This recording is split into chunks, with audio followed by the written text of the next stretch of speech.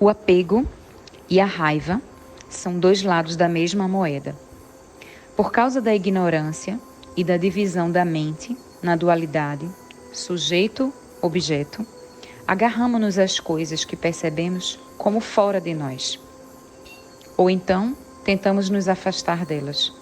Quando encontramos algo que desejamos e que não podemos obter, ou quando alguém nos impede de alcançar aquilo que nos convencemos que precisávamos ter, ou quando acontece algo que não se ajusta à maneira como gostaríamos que as coisas fossem, sentimos raiva, aversão ou ódio.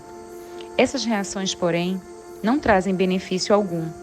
Elas são prejudiciais apenas.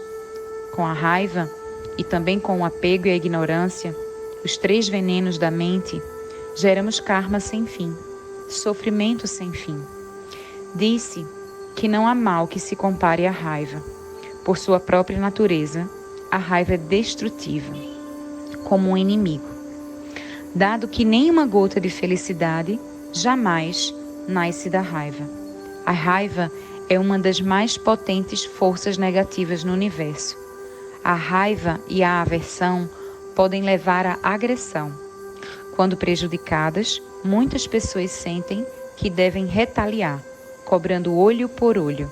É uma resposta quase natural. Se alguém me xinga, eu dou o troco e xingo também. Se alguém me dá um soco, leva outro de volta. É o que a pessoa merece. Ou ainda pior, esse indivíduo é meu inimigo. Se eu o matar, assim vou ficar feliz. Não nos damos conta de que, se temos tendência à aversão e à agressão, os inimigos começam a aparecer por todos os lados. Encontramos cada vez menos coisas para gostar nos outros e cada vez mais coisas para odiar. As pessoas começam a nos evitar e ficamos mais isolados e solitários. Às vezes, enfurecidos, cuspimos palavras ásperas e ofensivas. Os tibetanos têm um ditado: as palavras podem não carregar armas, mas elas ferem um coração. Nossas palavras podem ser extremamente danosas, tanto pelo mal que causam aos outros, quanto pela raiva que despertam nos outros e em nós. Com frequência, um ciclo é esclarecido. Uma pessoa sente aversão por outra e diz alguma coisa que a fere. A outra pessoa reage, dizendo algo ainda mais cortante. As duas começam a pôr lenha na fogueira uma da outra, até travarem uma batalha de palavras enfurecidas. Sem dúvida, isso pode ser transposto para o nível nacional e internacional, em que grupos de pessoas se envolvem em agressão contra outros grupos e nações são jogadas contra nações.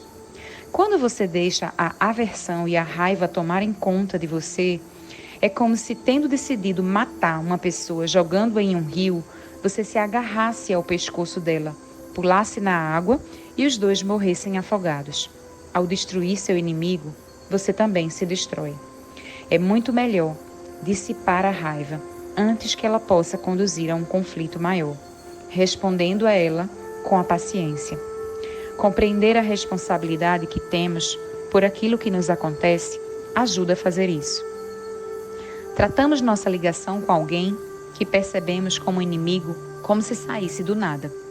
Mas em alguma existência passada, talvez tenhamos usado palavras duras com aquela pessoa, maltratando-a fisicamente ou abrigado pensamentos raivosos em relação a ela.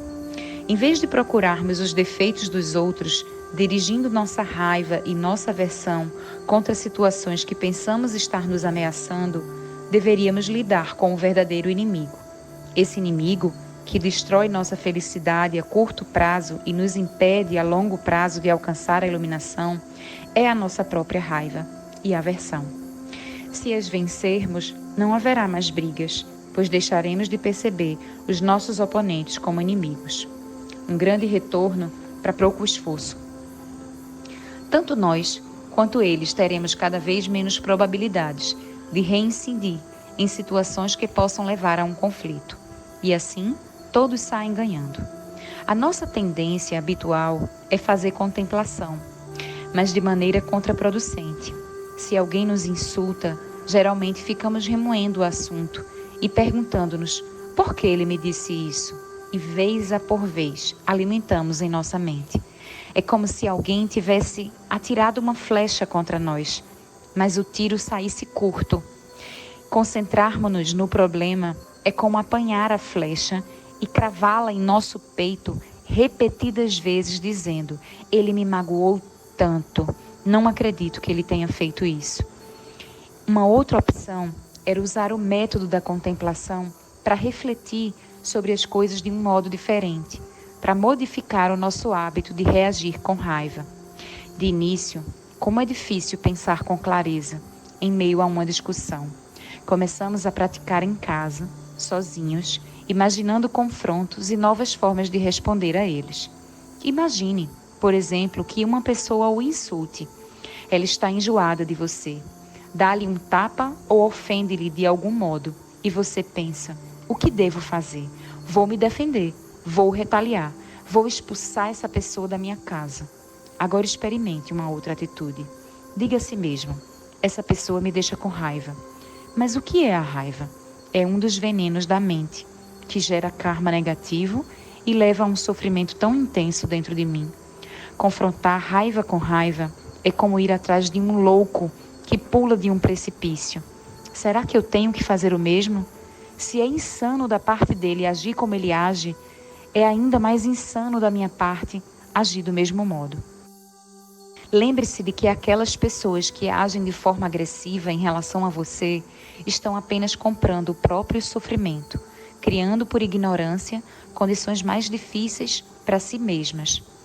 Pensam estar fazendo o que é melhor para si, estar corrigindo algo errado ou impedindo que o pior aconteça.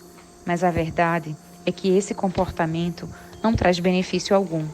Em muitos aspectos, é como alguém que está com uma dor de cabeça e bate na própria cabeça com um martelo para tentar acabar com a dor.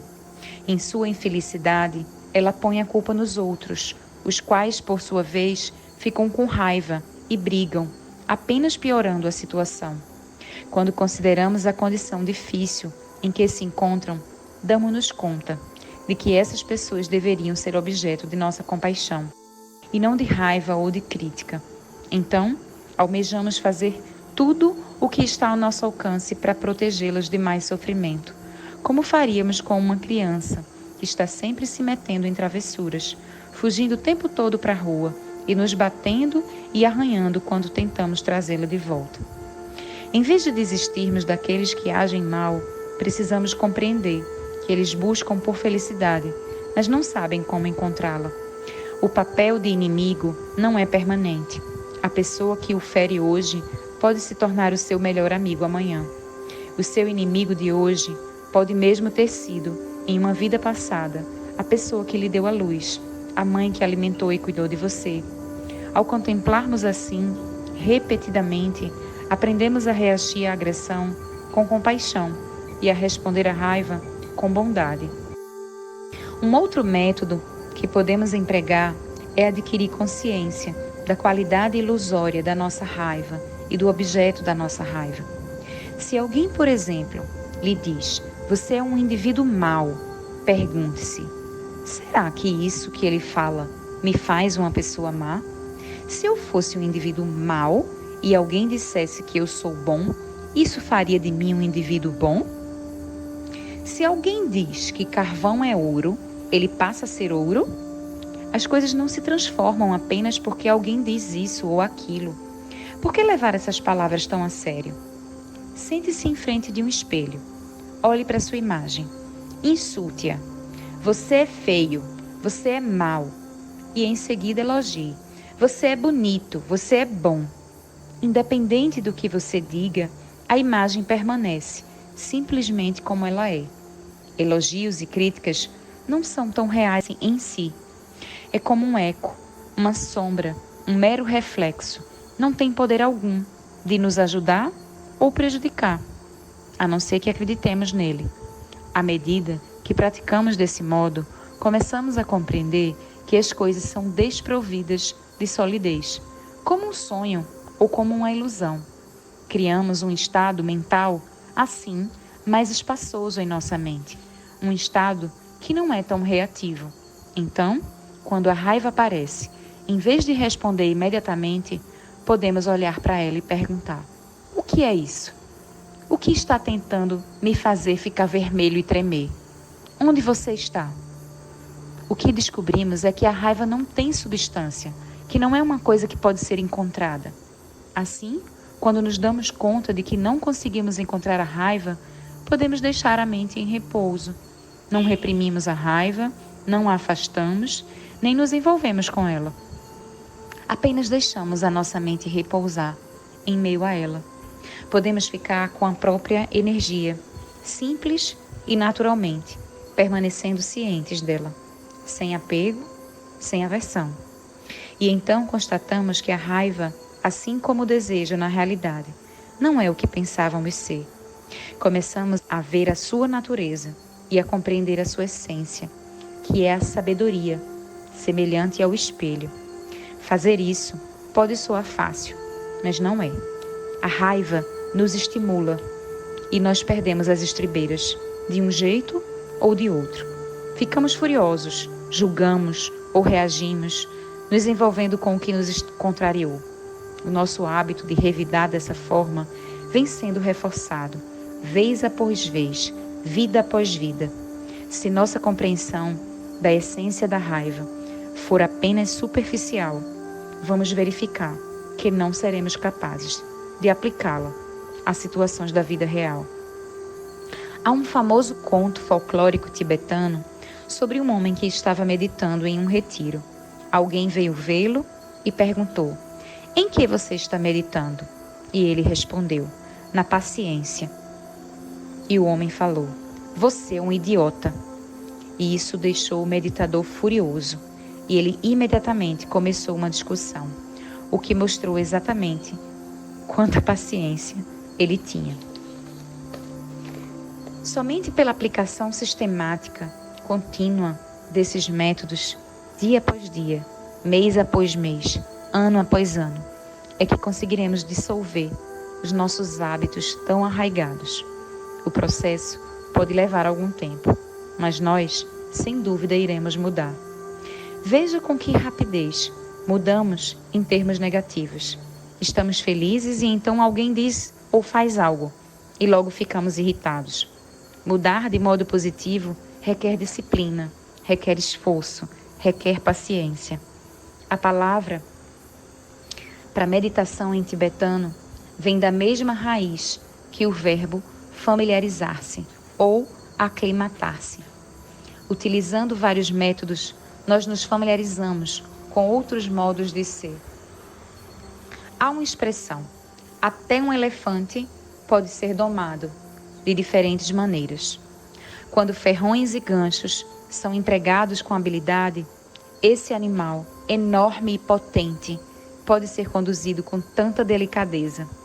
O elefante disse que eles são enfeitados por ocasiões festivas, tornam-se dóceis, caminhando como se pisassem sobre ovos. Ou, se estão no meio de uma multidão, os elefantes deixam-se facilmente controlar. Portanto, uma coisa que é grande e pesada pode, com os meios adequados, vir a ser manipulada satisfatoriamente. Do mesmo modo, a mente, muitas vezes insubmissa e tempestuosa, também pode ser pacificada com meios hábeis. A diferença entre o modo de uma pessoa mundana encarar a vida ou de um praticante espiritual encarar está em que aquela sempre olha para os fenômenos como se olhasse através de uma janela, julgando a experiência externa, ao passo que este usa a experiência como um espelho para repetidamente examinar a própria mente em minucioso detalhe, para determinar onde se encontram os pontos fortes e os fracos, como cultivar os primeiros e eliminar os últimos. Não precisamos de uma vidente para nos dizer qual será a nossa própria experiência no futuro. Precisamos apenas olhar para a nossa própria mente. Se temos um bom coração e a intenção de ajudar os outros, encontraremos felicidade continuamente. Se, ao contrário, a mente estiver preenchida por pensamentos autocentrados, só pensando em si e mundanos, ou com raiva e intenções maldosas em relação aos outros ou a si mesmo, encontraremos apenas experiências difíceis. Se examinarmos a nossa mente, vez após vez, continuamente, aplicando antídotos para os venenos que surgem em nossa mente, lentamente veremos as mudanças. Apenas nós mesmos podemos realmente saber o que está acontecendo em nossa mente. É fácil mentir para os outros. Podemos fingir que um saco de couro grosso está cheio, mas basta alguém sentar sobre ele para saber se está de fato cheio.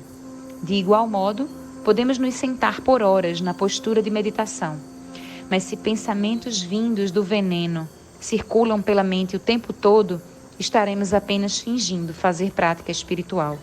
Em lugar disso, podemos ser honestos com nós mesmos, assumindo a responsabilidade pelo que vemos em nossa própria mente e aplicando o corretivo apropriado para mudar, em vez de julgar os outros.